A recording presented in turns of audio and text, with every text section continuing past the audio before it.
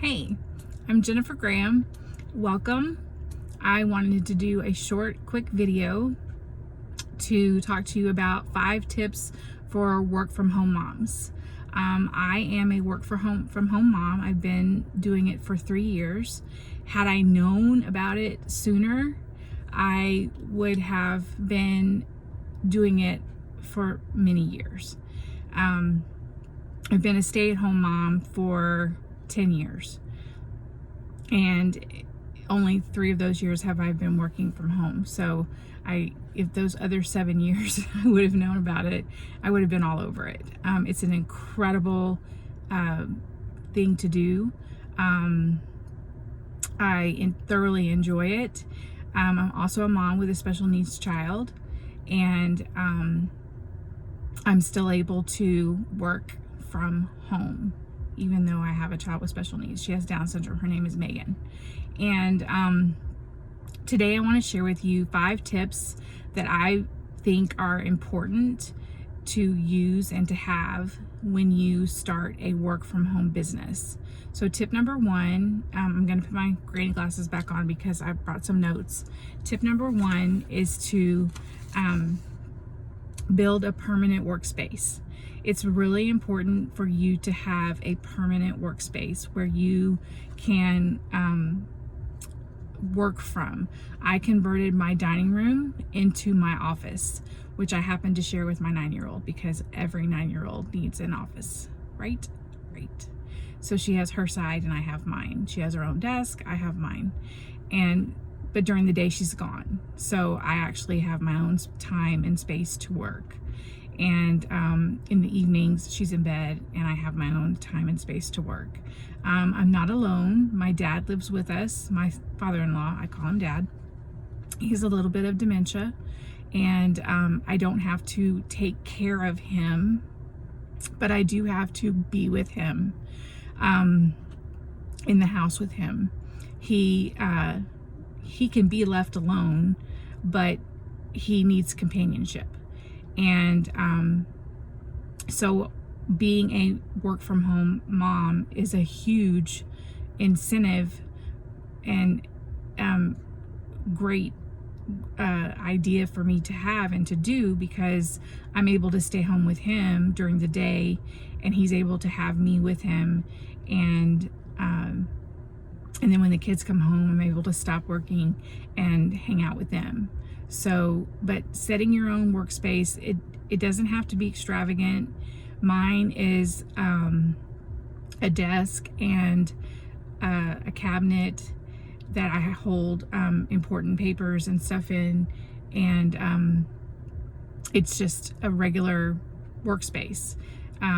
It's got the Barbie dream house in it. We actually have 2, and it's got some toys and some stuff in it because my daughter shares an office. So I just ignore that part, and actually I know when it's time to work. And having a permanent workspace puts you in the right frame of mind to actually work, because when you have a business that you work from home, it's not a get rich quick scheme.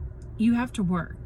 You have to do your best. You have to try. You have to learn. You have to get ready for people to tell you no, people to join your business, people to become your customers. You have to have a place to work. You don't want to just be on your couch watching TV and halfway doing it. It's not worth it if you're doing that.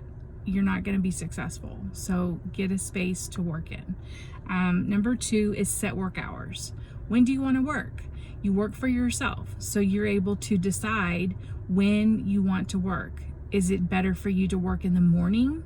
Is it better for you to work in the afternoon? Is it better for you to work in the evening? You know, my kids are all in school, so my work hours are from 8 a.m. until 3 p.m., but I take my dad out for lunch every day to get him out of the house, to feed him, to have fresh air, and you know, he needs to get out of the house. So I'm gone from anywhere from an hour and a half to 2 hours during that time with him. We run errands, we go eat lunch, we just hang out together. So, but I have that flexibility. So I know that I'm gone from that time, and then my time to work is after lunch. That's my go time.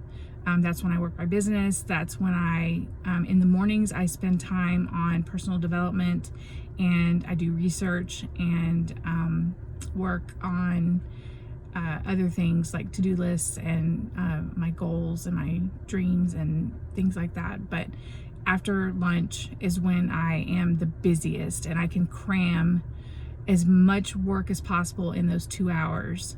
I usually get back by 1. And then I can get done in the morning, because in the morning I'm tired. I get up early, I deal with the girls, and it just takes me a while to get ready for the right frame of mind, because you want to be in the right frame of mind. And then in the evenings, after the girls go to bed, is when I go back and work some more. You got to skip the TV shows. You know, you're not gonna be successful if you're stuck watching a series on TV. So, but you pick your work hours. You get that flexibility. That's one of the benefits of being a work from home mom. Okay, take short breaks. I take breaks all during the day. I don't stack my phone calls on top of each other, so I'm not stressing if someone talks a little bit longer than I anticipated. I'm not stressing trying to get off the phone with them to make the next phone call on time. I stop and will go, I'm on a weight loss plan, and I have to eat every 2.5 to 3 hours. So I have to stop and go eat, and I have to drink a bottle of water. I have to throw some laundry in. I have to maybe do the dishes. I do have to stop and get myself presentable. And I don't do that until around 10 or 10:30. So when I'm doing my personal development, I'm actually in my pajamas, and but I have to get ready for lunch, and but I do take breaks. They're important. You don't want to become overwhelmed. That's not even a good word to use. You don't want to get frustrated. You don't want to get that's not what working from home is all about. Working from home is all about time freedom. You choose what time you have. You choose what you're going to do with your time and how you're going to use it. So, but my suggestion is to take short breaks and fix yourself lunch, do the dishes, just watch TV for 15 minutes. I like to go on social media and post on my friends' posts, like their stuff. I feel like they support me. I should support them, especially if they have a small business, and especially if they have a child with special needs. I try to stay in contact and let them know that I'm watching and supporting them. Okay. Discover your peak productivity periods. We kind of talked about that. For me, mine is after lunch. Yours may be different. Yours may be in the morning. You may be one of those mamas that gets up in the morning and is high energy.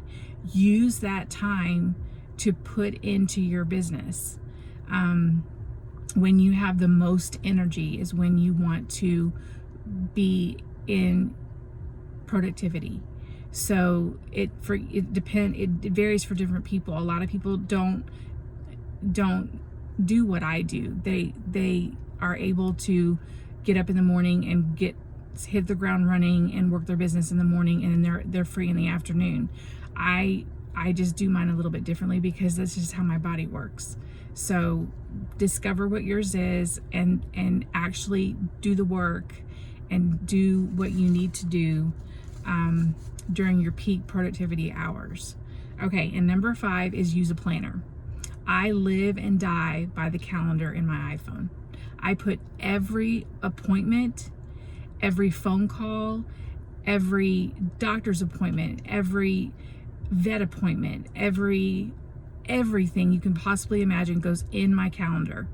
And it took me a while to get into the habit because I used to be a handwritten calendar girl.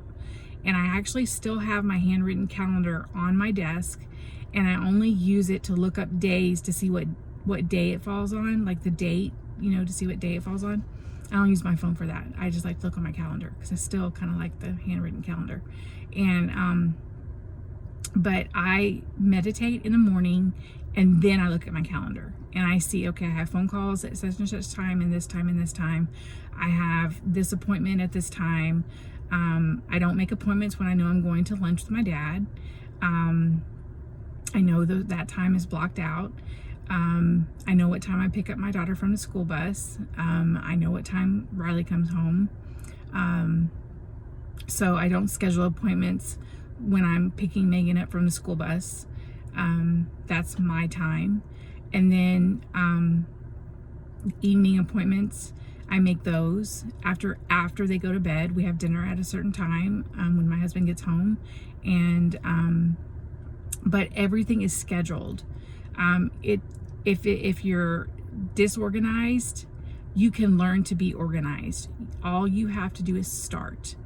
I was not a very organized person, and I found that I was not following up with people, and I needed to figure out a system that worked for me to stop doing that. And my calendar works for me in my iPhone. I always have my phone with me. I'm always using it for other reasons other than my business. So but you need to find a planner. So whichever type of planner works for you is what you need to use, because it really makes a big difference. So I hope these tips helped. I hope that if you are not a work from home mom and you're curious, reach out to me. I'm happy to tell you how I got started, why I got started, and how you can get started. If you are a work from home mom, if you have a special needs child, and you need a friend, I'm here. I have 18 years of experience being a mom of a child with Down syndrome, and I hope you guys have a great day. Bye.